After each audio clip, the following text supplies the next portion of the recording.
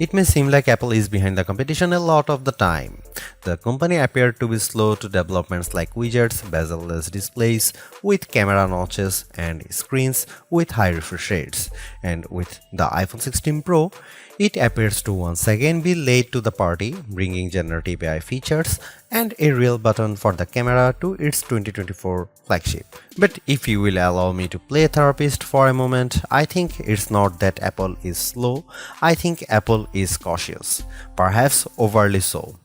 Caution on its own isn't a bad trait, in fact, it could be considered thoughtful rather than rushed to the cutting edge with its peers. Apple delivers, usually finding a slightly different approach that is often an improvement on what's out there. Just look at the Vision Pro headset or Apple Silicon, or even the iPod, the iPad, and the AirPods, which were far from the first of their kind when they launched. Arguably, the biggest change to the iPhone 16 lineup, not to mention the iPhone 16 Pro, is the introduction of camera control. This is a button on the right side of the device which has touch and pressure sensors on it to enable greater control with swipes and semi-presses.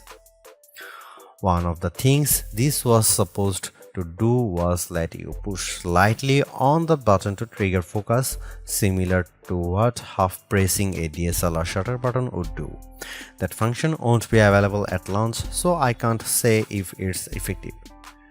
But by the large, camera control is a very Apple approach to a feature that has been around for years. From phones by Sony and Nokia with dedicated shutter buttons to Android handsets with hardware-based double-click shortcut, the notion of quick access to your camera without having to fudge with the screen is a popular one. For good reason too. I've hated having to swipe or long press the icon on my iPhone's lock screen in the past, and even though I could set the iPhone 15 Pro section button to open the camera, it just wasn't positioned well and I'd have to give up my mute button. So, Apple isn't breaking new ground with its hardware shortcut for a frequently used app, but it does do a few things differently. With the touch sensor, you can swipe on it to tweak things like exposure, zoom levels, and tone, and the half press still works as a way to select options or go back out of menus within the camera control interface. In theory, it's a nice way to make changes in the fly. In reality, there are a few issues and they largely have to do with placement. The button sits a little further from the base of the phone than I'd like, so my fingers have to reach a bit more to press it, whether I was in landscape or portrait mode. This wasn't usually a problem when I had both hands free and could steady the iPhone with my other hand and readjust my grip. But if you are trying to take a quick shot with just one hand, the button's location can feel unintuitive. Of course, everyone has different finger lengths and ratios, so it's entirely possible that other people find this logical. It also depends on your grip. If you are cradling the bottom of the device in your palm, it's harder to maneuver. If you are covering part of the screen and reaching out for the button head on, it's slightly easier to use camera control. Still, even for those with the strongest claws, swiping and half pressing and double half pressing on the sensor is tricky. I was only ever really able to do that if I had my thumb holding up on the bottom edge and my middle ring and little fingers steadying the right end of the phone. Maybe this is a new camera grip I just need to relearn for this button. The awkward placement is a minor gripe compared to what I found most annoying, the button's touch sensor. Not only was it difficult to swipe through different settings when holding the device with one hand, it also reacts to accidental touches and swipes. Sometimes the phone would slide down my palm and change the exposure or zoom level, completely ruining the vibe. I should point out that you can go into accessibility settings to either tweak or swipe sensitivity or turn it off altogether if it really bothers you. Honestly, if you are planning on making adjustments with camera control, it's best to have time, patience, and both hands free. In those situations, I had a lot of fun editing settings and watching them by reflected in the viewfinder in real time. I also liked zooming in and out of subjects, decomposing a shot and tweaking exposure till I liked what I saw before then pushing down to snap the picture. I especially loved this while recording video since it makes slowly zooming in or out of a subject smoother than using the on-screen slider. Even if you are not a glutton for buttons, there are still some camera updates that might intrigue you. This year's flagships sport what Apple calls a 48 megapixel fusion camera, which has a faster quad pixel sensor. This enables what the company describes as zero shutter lag, which is wording it has used repeatedly over the years. In this case, it's referring to how quickly the camera will capture a shot after you press the shutter button. I will admit I was initially confused by this update in part because it requires relearning some behaviors I had adopted to mitigate the shortfalls of older cameras. Basically, the iPhone 16 Pro's cameras are now so fast that when I asked someone to throw something so I could capture it in motion to see how still the images were, my shots ended up being of the person holding the object. Our video producer and I were very confused, and it wasn't until the zero shutter lag concept was explained clearer to me that I got it. I had become used to pressing the shutter early since cameras, in my experience, would be fractions of a second slow. Apple has become so fast that it actually captured the literal moment I tapped the button instead of the split second after when the object was in mid-air. Depending on your mood, the new photographic styles can be fun or serious. Apple's tweaked the built-in camera filters to not only offer more options but give you greater control. Due to how the company has refined its processing each year, there is also an improved depth map captured when it detects a face in the scene.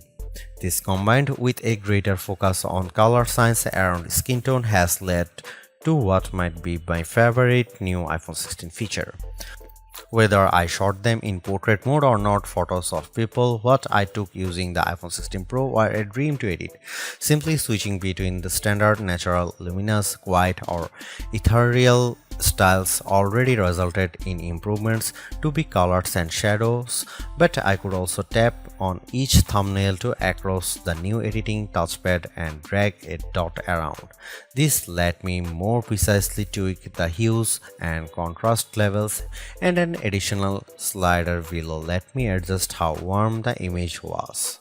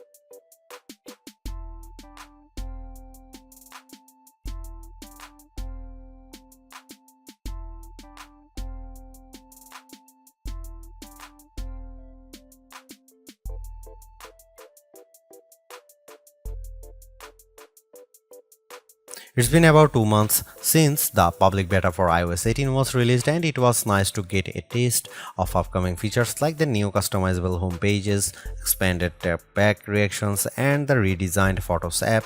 With the iPhone 16 launch, iOS 18 is basically ready for prime time with some caveats. This year, more than ever, it's hard to figure out what's coming to your iPhone and what isn't. With the release of Apple Intelligence slated for October, features like writing tools, cleanup for photos, and the redesigned Siri won't be ready till next month, and even then, your non-Pro iPhone 15 won't be compatible. Plus, some features that were teased at WWDC like Genmoji still haven't been added to the iOS 18.1 developer beta. which is where most Apple Intelligence features have been arriving as a preview for app makers. Within the iPhone 16 lineup, too, there are things coming only to the Pro models like multi-layer recording in voice memos. It's confusing and can make choosing your iPhone a trickier decision, but for this review at least, the iPhone 16 Pro and Pro Max are getting everything. I cannot wait to try out multi-track recording in voice memos, and I hope Apple sees this yearning as a sign that it should bring this to more devices.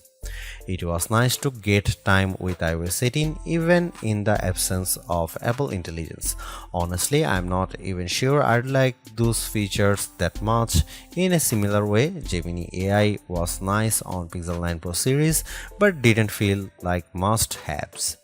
Some of the new iOS 18 touches I noticed immediately are the refreshed control center, which took some getting used to as I had to relearn how to swipe back to the home page since there are more pages to scroll through now.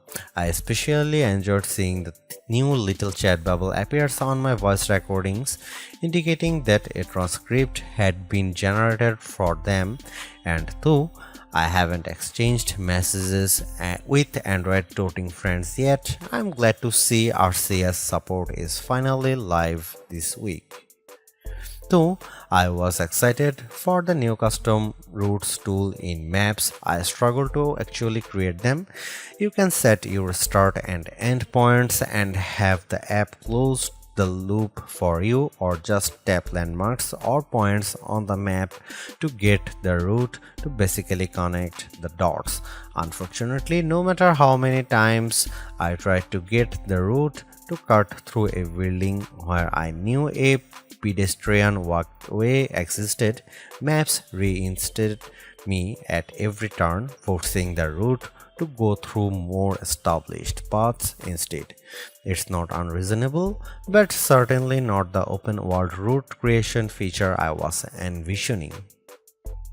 The best thing about iOS 18 and also some new features in the iPhone 16 lineup is the customizability. I do appreciate that if you don't like something, you can usually turn it off. With the new ability to place apps outside of a rigid grid, you can now lay your home screen out just the way you like.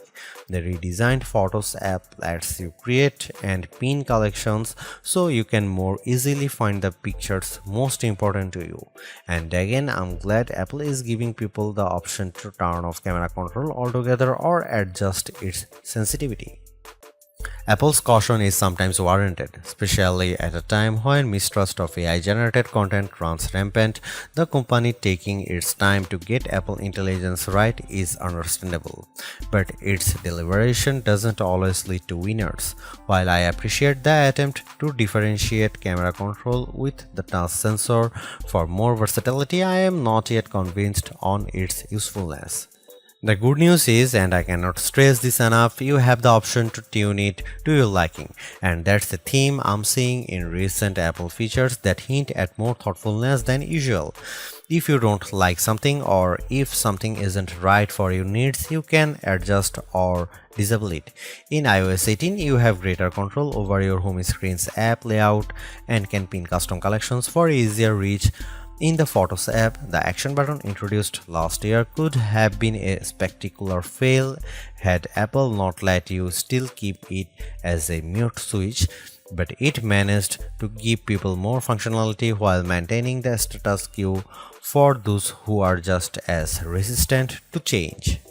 Change is scary, change is hard, but without change there is no progress. Apple's cautious approach is a tricky balancing act that's evident on the iPhone 16 Pro. Some new features like audio mix and custom routes in Maps delivers mixed results, otherwise like photography styles are hits. Then there are the basic ingredients like good battery life and durable, attractive designs that Apple cannot neglect.